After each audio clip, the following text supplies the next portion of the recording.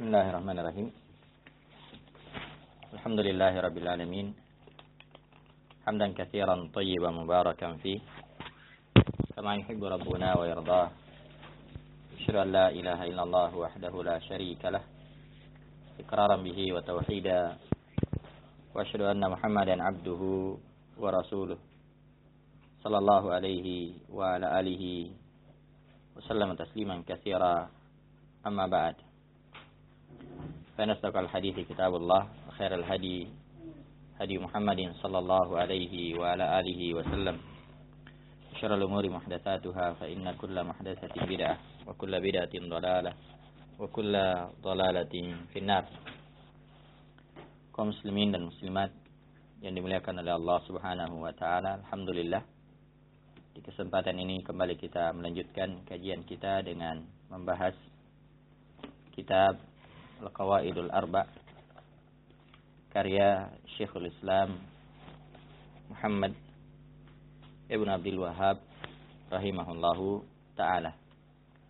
Dan pada pertemuan sebelumnya kita telah mengkaji secara singkat tentang biografi beliau rahimahullahu ta'ala. Karena itu pada kesempatan ini kita akan memulai membaca kitab beliau yaitu Al-Qawaidul Arba'. Kata beliau rahimahullahu ta'ala, Bismillahirrahmanirrahim. Beliau memulai tulisannya dengan basmalah. Beliau memulai tulisannya dengan basmalah. Ya, dan basmalah itu adalah ucapan Bismillahirrahmanirrahim. Ya, dan itu beda dengan tasmiyah. Berbeda dengan tasmiyah. Kalau tasmiyah yaitu ucapan bismillah saja. Adapun basmalah itu ucapan Bismillahirrahmanirrahim. Dan di sini beliau memulainya dengan basmalah. Nah, dan ada beberapa sebab ya, kenapa para ulama kita memulai tulisannya dengan basmalah. Yang pertama adalah mencontoh Al-Quran. Karena Al-Quran itu seluruhnya, ya, atau semua surah di dalam Al-Quran diawali dengan basmalah. Ya, diawali dengan basmalah kecuali surah At-Taubah. Ya, kecuali surah At-Taubah. Nah, maka ini yang pertama, itu untuk mencontoh Al-Quran. Yang kedua adalah ya, mencontoh Nabi Sallallahu Alaihi Wasallam. Karena Nabi Sallallahu Alaihi Wasallam dalam surat menyurat beliau itu diawali dengan basmalah. Ya, diawali dengan basmalah. Nah, demikian pula di perjanjian Hudaybiyah, Nabi SAW memerintahkan untuk ya menulis basmalah. Nah, maka ini yang kedua. Kemudian yang ketiga, dari alasan kenapa diawali dengan basmalah, yaitu ya lit tabarruk, agar mendapatkan keberkahan. Ya, untuk mendapatkan keberkahan. Nah, jadi agar perbuatan tersebut atau amalan tersebut diberkahi oleh Allah Subhanahu wa taala, ya. Dan berkah itu artinya ya, kasratul khair wa dawamu. Banyaknya kebaikan dan terus-menerusnya kebaikan tersebut. Dan ini terbukti ya, tulisan-tulisan para ulama kita, ya, tulisan-tulisan mereka ringkas, ya, sedikit, tapi karena keberkahannya, maka kita bisa merasakan hingga saat ini. Nah, kemudian yang keempat dari sebab para ulama kita memulai dengan basmalah, yaitu lil isti'anah, untuk mendapatkan pertolongan dari Allah Subhanahu wa taala. Karena huruf ba dalam kata bismillah itu bermakna al-isti'anah. Walaupun ada juga yang menyebutkan bahwasanya dia bermakna musahabah, menyertai. Kalau musahabah artinya menyertai. Kalau al-isti'anah itu bermakna meminta bantuan. Karena itu asumsinya dalam kalimat ini, dalam kata basmalah, yaitu diasumsikan bismillahi u'allifu hala kauni musta'inan bizikri mutabarrikan bihi. Jadi bismillah, dengan nama Allah. U'allifu hala kauni musta'inan bizikri mutabarrikan bihi. Dengan nama Allah saya mengarang, saya menulis dalam keadaan memohon pertolongan dengan menyebut namanya, dengan menyebut nama Allah Subhanahu wa taala dan mengharapkan keberkahan dengannya, mengharapkan keberkahan dari Allah Subhanahu wa taala. Nah, jadi ini beberapa sebab kenapa diawali dengan basmalah. Dan ada hadis, walaupun hadis ini diperselisihkan di kalangan para ulama, namun sebagian ulama menganggap hadis ini sanadnya hasan. Sebagian ulama menghasankannya, seperti Ibnu Salah rahimahullahu taala. Hadis yang diriwayatkan oleh Ibnu Hibban, di mana disebutkan bahwasanya Nabi sallallahu alaihi wasallam bersabda, kullu amrin dzibalin la yubda'u fihi bismillahi ar-rahmanir rahim fahuwa aqta. Setiap perkara yang penting yang tidak diawali dengan bismillahirrahmanirrahim, maka ia terputus. Maksudnya terputus dari keberkahan. Nah, wallahu ta'ala a'lam. Maka ini sebab kenapa para ulama kita mengawali tulisannya dengan basmalah. Nah, kemudian sedikit terkait dengan basmalah ini, bismillahirrahmanirrahim. Huruf ba kita sudah sebutkan tadi bahwa dia memiliki dua makna. Ada yang mengatakan bahwasanya bermakna musahabah, itu menyertai, dan ada yang menyebutkan bahwasanya isti'anah, dan inilah pendapat yang paling kuat. Inilah pendapat yang paling kuat, bahwasanya dia bermakna al-isti'anah, memohon pertolongan atau bantuan dari Allah Subhanahu wa taala. Kemudian al-ismu atau ismi, al-ismu itu berarti nama. Dan ada yang mengatakan bahwasanya al-ismu berasal dari as-sumu, yang berarti ketinggian. As-sumu, berarti ketinggian. Dan ada juga yang mengatakan bahwasanya dia berasal dari kata al-wasm, yang berarti tanda atau alamat. Hal itu karena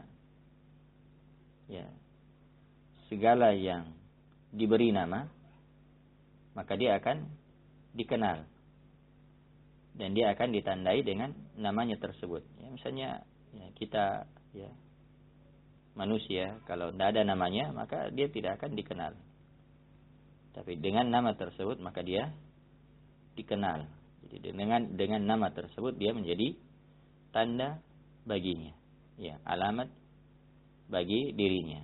Jadi ini makna al-ism, yaitu bermakna ketinggian atau bermakna tanda atau alamat. Kemudian al-ismu di sini, ini dalam bahasa Arab disebut dengan isim mufrad, tunggal. Tapi isim mufrad apabila disandarkan kepada ma'rifah, maka dia bermakna ya umum. Dia bermakna umum, ya. Karena itu ketika dia atau seorang membaca bismillah, maka seolah-olah dia menghadirkan seluruh nama Allah Subhanahu wa taala. Ya, seolah-olah dia menghadirkan seluruh nama Allah Subhanahu wa taala. Nah, kemudian ya, kata Allah ini para ulama mengatakan bahwasanya ya, dia berasal dari kata al-ilah. Ya, berasal dari kata al-ilah. Hanya saja mereka membuang hamzanya, kemudian dia mengidghamkan ya lam kepada lam yang berikutnya, maka ditasdidlah. Ya, maka dia ditasdid. Ya, kemudian dibaca ya tafkhim, itu dibaca ya tebal, itu Allah. Ya, Allah. Nah, karena itu Al-Imam Ibnu Al-Qayyim rahimahullahu taala menyebutkan bahwasanya pendapat yang sahih bahwa Allah itu berasal dari kata al-ilah. Ya, berasal dari kata al-ilah. Nah, dan al-ilah itu sendiri ya atau Allah yaitu maknanya ya sebagaimana disebutkan oleh Ibnu Abbas radhiyallahu taala anhu, makna dari Allah adalah huwallazi ya'lahuhu kullu syai'in wa ya'buduhu kullu khalqin. Dialah Allah Subhanahu wa taala, ya, dialah yang ya disembah oleh segala sesuatu dan diibadahi oleh seluruh makhluk. Ini makna Allah. Allah adalah yang disembah oleh segala sesuatu dan diibadahi oleh seluruh makhluk. Nah, dan ada juga yang menyebutkan bahwasanya Allah adalah ya sesembahan yang disembah dengan penuh ya kecintaan, penuh dengan pemuliaan dan pengagungan. Ya, jadi seorang ketika dia beribadah kepada Allah Subhanahu wa taala, maka ibadahnya didasari dengan kecintaan, dengan pemuliaan dan pengagungan kepada Allah Subhanahu wa taala. Dan Allah ini disebut dengan ya al-ismul a'zam, nama Allah yang paling agung.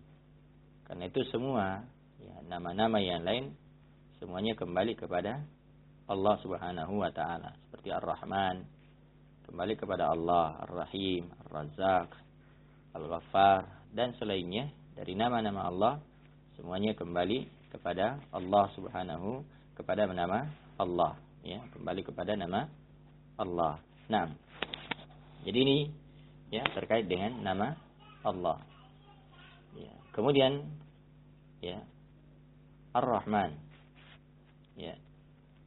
Makna Ar-Rahman dan Ar-Rahim, ya, Ar-Rahman dan Ar-Rahim ini semuanya berasal dari kata yang sama, yaitu rahmat. Ya, hanya saja berbeda maknanya. Ya, berbeda maknanya.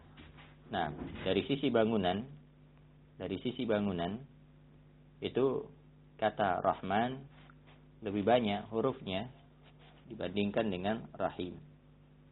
Ya, jadi kalau Rahman ra, ha, mim, alif dan nun. Itu ada 5 huruf.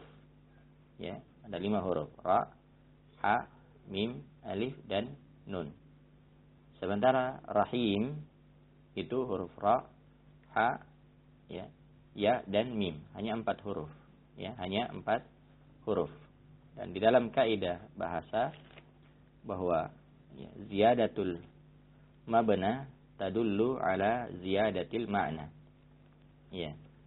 Bertambahnya bangunan itu menunjukkan juga bertambahnya makna. Artinya bahwasanya Ar-Rahman ini ya dari sisi bangunannya lebih banyak hurufnya dibandingkan dengan Ar-Rahim. Ar-Rahman 5 huruf, sementara Ar-Rahim hanya 4 huruf. Ya, hanya 4 huruf. Karena itu Ar-Rahman dia lebih luas maknanya daripada Ar-Rahim. Ya. Jadi Ar-Rahman itu lebih luas ya maknanya daripada Ar-Rahim. Karena itu Ar-Rahman atau sifat rahmannya Allah Subhanahu wa taala itu mencakup seluruh makhluk. Mencakup seluruh makhluk. Ya, apakah itu orang kafir, ya, apakah itu orang yang beriman atau orang kafir, orang yang taat, orang yang ingkar, ya, manusia, jin, ya, demikian juga makhluk yang lainnya, semuanya dirahmati oleh Allah Subhanahu wa taala. Ya. Orang kafir seandainya tidak dirahmati oleh Allah, maka mereka tidak akan hidup. Ya, mereka tidak akan hidup. Ya.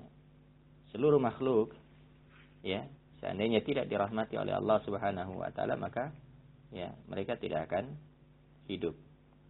Nah, karena itu Ar-Rahman, ya, sifat rahmannya Allah Subhanahu wa taala itu mencakup seluruh, ya, makhluk. Iya. Adapun Ar-Rahim ini khusus, ya, bagi orang-orang yang beriman saja. Ya, khusus bagi orang-orang yang beriman saja. Karena itu dalam surah Al-Ahzab, ya, di dalam surah Al-Ahzab ayat yang ke-43 Allah Subhanahu wa taala berfirman, "Wa kana bil mu'minina rahima." Ya, dan dialah Allah Subhanahu wa taala Maha, ya, Rahim. Ya, Maha Rahim, Maha Penyayang kepada orang-orang yang beriman. Ya. Jadi di sini tidak dikatakan wa kana bil mu'minina rahmana, ya, tapi dikatakan rahima. Karena memang sifat rahimnya Allah Subhanahu wa taala itu hanya untuk orang-orang yang beriman saja. Adapun orang-orang kafir itu tidak mendapatkan rahimnya Allah Subhanahu wa taala. Maka ini, ya, satu sisi dari perbedaan antara Rahman dengan, ya, atau Ar-Rahman dengan Ar-Rahim. Dan sisi yang lain disebutkan oleh para ulama bahwasanya Ar-Rahman itu terkait dengan sifat zatiyah, ya, sifat zatiyah itu tidak, ya, terpisahkan dengan zat Allah Subhanahu wa taala. Sementara, ya, Ar-Rahim itu terkait dengan sifat fi'liyah Allah Subhanahu wa taala. Nah, ya. Jadi, ya, ini makna Ar-Rahman dan Ar-Rahim. Jadi sebenarnya kalau diartikan sama-sama, ya, bermakna perahmat atau, ya, pengasih atau ya, cuma biasa juga diartikan penyayang, ya. Jadi Ar-Rahman, ya, disebutkan dari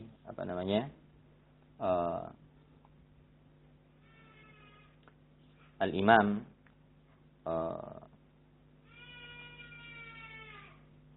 Al-Arzami, ya, Al-Imam, ya, Al-Azrami, ya, Al-Imam Al-Azrami rahimahullahu taala, ya, beliau berkata, ya, bahwa Ar-Rahman bi jami'il khalq war-Rahim bil mu'minin. Ya. Ini bisa dilihat dalam, ya, syarah Kitabut Tauhid, ya, atau Fathul Majid, syarah Kitabut Tauhid. Ya, sebutkan oleh Al-Azrami rahimahullahu taala, ya, atau Al-Arzami rahimahullahu taala, ya. Beliau berkata, Ar-Rahman bi jami'il khalq. Ya, sifat Ar-Rahman itu bagi seluruh makhluk. Sementara Ar-Rahim bil mu'minin. Sementara Ar-Rahim itu hanya untuk orang-orang yang, ya, beriman saja. Ya, untuk orang-orang yang beriman saja. Jadi Ar-Rahman, ya, Ar-Rahmanu bi jami'il khalq war-Rahimu bil mu'minin. Ar-Rahman, sifat rahmannya Allah itu mencakup seluruh makhluk. Sementara Ar-Rahim itu hanya untuk orang-orang yang beriman saja. Nah, maka ini makna, ya, Ar-Rahman Ar-Rahim. Jadi Bismillahirrahmanirrahim, ya, seorang memulai perkaranya, memulai urusannya dengan membaca, ya, basmalah, dengan seolah-olah menghadirkan seluruh nama Allah Subhanahu wa taala, ya, yang Maha Perahmat lagi Maha Penyayang. Nah, wallahu taala alam. Mungkin ini untuk sementara terkait dengan basmalah, dan insyaallah taala kita akan melanjutkan nanti pada muqaddimah yang disebutkan oleh penulis rahimahullahu taala. Nah, wallahu taala alam. Subhanakallah bihamdik, asyhadu an la ilaha illa anta astaghfiruka wa atubu ilaik. Wa akhiru da'wana alhamdulillahi rabbil alamin.